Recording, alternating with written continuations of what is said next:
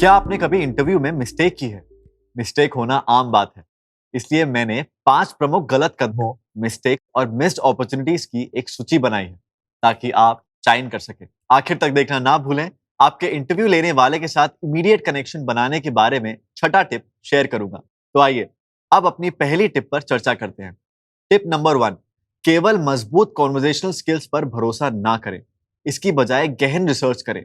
यदि आप ऐसे इंसान हैं जो नए लोगों से मिलना पसंद करते हैं और दूसरों को जानने के लिए बातचीत करना पसंद करते हैं, तो ये एक बड़ा फायदा है। हालांकि कॉन्वर्जेशनल स्किल्स से आप केवल इतना ही प्राप्त कर सकते हैं। यहाँ तक कि अगर आप एक स्किल्ड कम्युनिकेटर भी हैं, तो बगैर मजबूत रिसर्च के इंटरव्यू में आना एक रिक्रूटर के लिए इंटरेस्ट की कमी कर सकता है।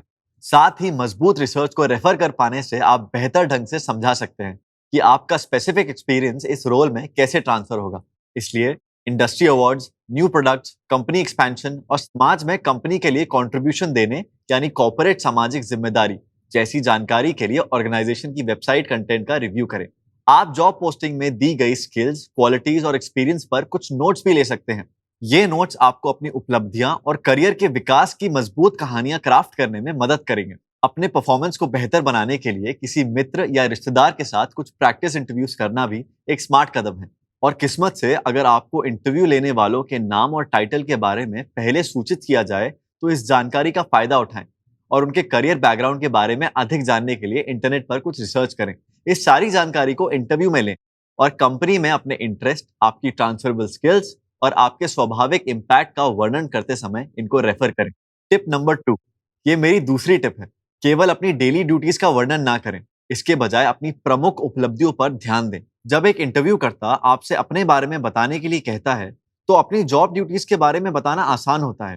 हालांकि अक्सर जॉब ड्यूटीज किसी कंपनी या इंडस्ट्री के प्रति स्पेसिफिक होती हैं और इंटरव्यूकर्ता के लिए उनके ऑर्गेनाइजेशन की अनूठी जरूरतों पर आपके संभावित इम्पैक्ट को समझना मुश्किल हो सकता है। केवल अपनी स्पेसिफिक ड्यूटीज के बारे में बात करने के बजाय कुछ हाई लेवल विंस या अपनी टीम पर आपके द्वारा किए गए ओवरऑल इम्पैक्ट को शेयर करें। फिर साफ तौर से समझाएं कि यह अनुभव इस संभावित एम्प्लॉयर को अपने गोल्स हासिल करने में मदद करने की एबिलिटी को कैसे जाहिर करते हैं। इस तरह आप संदेश भेजते हैं, मैं आपके ऑर्गेनाइजेशन के लिए ये और बाकी बहुत कुछ कर सकता हूँ।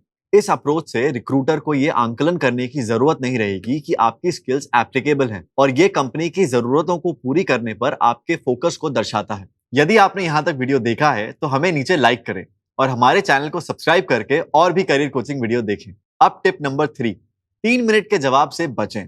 इसके बजाय फोकस्ड और कंसाइज रहें। आपका उलझन में पड़ना या भटकना आसान है। ये आपकी बात को कमजोर कर सकता है और स्कैटर्ड लग सकता है। यहां तक कि एक बढ़िया डिलीवरी के बावजूद लंबे रिस्पॉन्स से भी सूचनाओं को बनाए रखना रिक्रूटर के लिए मुश्किल हो सकता है। इसके अलावा वे जो जानकारी रखते हैं, हो सकता है कि वो कोई ऐसा संदेश ना हो जिस पर आप जोर देना चाहते हैं। हालांकि आप अपने रिस्पॉन्सेज को लगभग 60 से 90 सेकंड तक रख सकते हैं और एक क्लियर पॉइंट बनाए रख सकते हैं। तो आप रिक्रूटर के लिए की टेक अवे कंट्रोल कर सकते हैं और शांत और कॉन्फिडेंट शख्स के रूप में सामने आ सकते हैं। ओपन एंडेड सवाल, जो मुझे उस समय के बारे में बताएं जब से शुरू होते हैं, संक्षिप्त में रखने के लिए सबसे मुश्किल हो सकते हैं। इन हालात में स्टार मेथड के साथ एक छोटी कन्विंसिंग स्टोरी बताएं, जिसमें आपके सामने पेश स्थिति, उसे हल करने के लिए आपने जो एक्शन लिया था उसके बारे में बात करके शुरुआत करें और आप फिर इस बात पर जोर दें कि कैसे आपके एक्शन के पॉजिटिव रिजल्ट आए। नंबर 4, यदि आपके पास अनुभव की कमी है या आप एक नए करियर में ट्रांजिशन कर रहे हैं, तो सवाल पूछे जाने पर टाल मटोल करने से बचें। इसके बजाय अपने ट्रांसफरेबल स्किल्स पर ध्यान दें। बहुत से लोगों को लगता है कि वो केवल एक्सपीरियंस के बारे में बात कर सकते हैं, जो रोल की जरूरत उनके साथ बिल्कुल मेल खाती है। ये ऐसी सिचुएशन पैदा कर सकता है जहां बहुत से लोग स्पेसिफिक एक्सपीरियंस के बारे में सवालों के अनक्लियर जवाब देते हैं। ये वास्तव में आपके परफॉर्मेंस को नुकसान पहुंचा सकता है। यदि आप अनक्लियर हैं या टाल मटोल कर रहे हैं, तो एक इंटरव्यूकर्ता को लग सकता है कि आप विषय के बारे में अनकंफर्टेबल महसूस कर रहे हैं या आपके पास कोई रेलेवेंट स्किल्स नहीं है। इसकी बजाय आप जवाब जेन्युइन और पॉजिटिव होने पर ध्यान दें। आप किसी भी एक्सपीरियंस या स्किल के बारे में बात कर सकते हैं, भले ही वो किसी अनरिलेटेड जॉब या इंडस्ट्री से हो। बस मेक श्योर कि आप उस एक्सपीरियंस और आपको ये कैसे तैयार करता है कि बीच के अंतर को पाट कर इस नए रोल के लिए अप्लाई कर सकते हैं। एग्जाम्पल के तौर पर, यदि आप कुछ समय के लिए अनएम्प्लॉयड थे, तो आप बताएं कि उस समय आप क्या कर रहे थे और उस एक्सपीरियंस ने आपको कैसे स्किल्स प्रदान करी, जिनको अब आप एक एम्प्लॉयर को दे सकते हैं। और किसी अन्य प्रकार की जॉब या इंडस्ट्री में अपने वर्क एक्सपीरियंस के बारे में बात करना अक्सर एक अलग रोल में तब्दील हो सकता है। उदाहरण के लिए, यदि आप एक रिटेल कस्टमर सर्विस रिप्रेजेंटेटिव हैं जो सोशल मीडिया रोल के लिए इंटरव्यू कर रहे हैं, तो आप इस बात पर चर्चा करने की सोच सकते हैं कि आपका बैकग्राउंड आपको किसी ऑर्गेनाइजेशन के अकाउंट पर कस्टमर टॉपिक्स मॉडरेट करने की सहूलियत देगा। यदि आपके पास स्पेसिफिक रिलेटेड एक्सपीरियंस नहीं है, तो इंटरव्यूकर्ता को बताएं कि आप उन स्किल्स को कैसे प्राप्त करेंगे या आप सिचुएशन को कैसे अप्रोच करेंगे। इस तरह एक इंटरव्यूकर्ता को इस इंप्रेशन के साथ छोड़ने की बजाय कि आपके पास स्किल्स या एक्सपीरियंस की कमी हो सकती है, बताएं कि आप अपने एक्सपीरियंस के बारे में स्पेसिफिक रहें और ये इस नई सिचुएशन में कैसे कारगर हो सकता है। हो सकता है आप तर्क भी दे सकते हैं कि आपका अनूठा बैकग्राउंड आपको एक अलग पर्सपेक्टिव देकर आपको एडवांटेज देता है। टिप नंबर 5 और मेरी 5वीं टिप, अपने उत्साह को छुपाने से बचें। इसके बजाय अगर आप ये जॉब चाहते हैं तो प्रोएक्टिव रहें। कभी कभी हम ये सोचते हैं कि इंटरव्यू रूम में ज्यादा उत्साह नहीं दिखाना ही बेहतर है।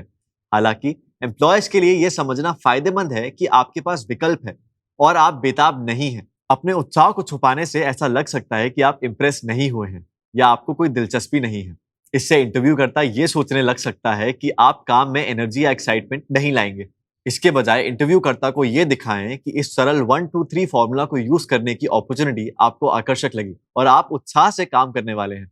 सबसे पहले इंटरव्यूकर्ता को बताएं कि आपको जॉब में बहुत इंटरेस्ट है। दूसरा, तुरंत अपने रेफरेंसेस की सूची पेश करें। और तीसरा, हायरिंग प्रोसेस में नेक्स्ट स्टेप के बारे में पूछें। यह इंटरव्यूकर्ता को एक स्पष्ट संदेश देता है, आप इस जॉब के लिए आगे बढ़ने के लिए तैयार हैं और अपनी रेफरेंस सूची पेश करके जता रहे हैं कि आपके रेफरेंस तक पहुंचने का अहम स्टेप उठाने में देरी ना की जाए। ये पूछना भी अच्छी बात है कि जॉब एप्लीकेशन के सपोर्ट में कोई एडिशनल इन्फॉर्मेशन देनी होगी क्या।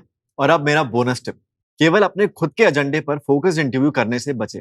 इसके बजाय इंटरव्यूकर्ता के साथ उनकी स्टाइल और एनर्जी का मिलन करके उन्हें जो कहना है उसमें जेन्युइन इंटरेस्ट दिखाते हुए उनके साथ रैपो बनाएं। आसान ये होगा कि आप इंटरव्यूकर्ता तक जो मैसेज पहुंचाना चाहते हैं सिर्फ उसी पर फोकस करें। याद रखें कि एक शानदार इंटरव्यू दरअसल एक बातचीत जैसा होना चाहिए। आपका गोल अटेंशन दर्शाना, ध्यान से सुनना और इंटरव्यूकर्ता के साथ सहज सवाल और इन्फॉर्मेशन के साथ फ्लो में योगदान करना है। चेहरे के भावों के साथ सिंपल आई कांटेक्ट को यूज करना याद रखें, जो बातचीत के टोन से मेल खाता हो और रैपो बनाता हो। इंटरव्यूकर्ता की बॉडी लैंग्वेज को हल्का सा प्रतिबिंबित करने से पसंदगी बढ़ सकती है और इंटरव्यूकर्ता से उनके बारे में सवाल पूछने से दो तरफा जुड़ाव की भावना को बेहतर बनाने में मदद मिलती है। याद रखें, आप भी कंपनी का उतना ही इंटरव्यू कर रहे हैं जितना वो आपका इंटरव्यू कर रहे हैं। तो फटाफट रिकैप हो जाए। अपने जॉब इंटरव्यू में गलतियों से बचने के लिए ये 6 टिप्स का यूज करें।